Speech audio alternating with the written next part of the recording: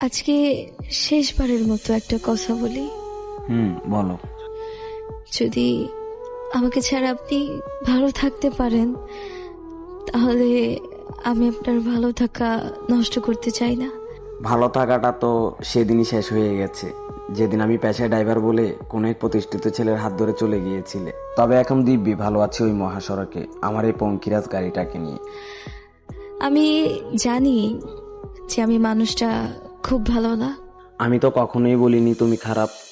তুমি যেদিন আমার হাত ছেড়ে অন্য কারো হাত ধরে চলে গিয়েছিলে সেদিন একটা বাচ্চা ছেলের চেয়েও বেশি কান্না করে তোমাকে আমি রাখতে চেয়েছিলাম, কিন্তু তুমি যখন থাকারই পাত্রী না, তাই তোমাকে আমি হাসি মুখে বিদায় দিয়েছি।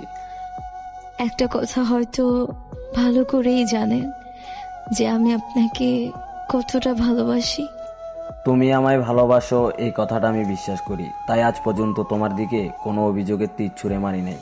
তবে আরেকটা কথা কি জানো?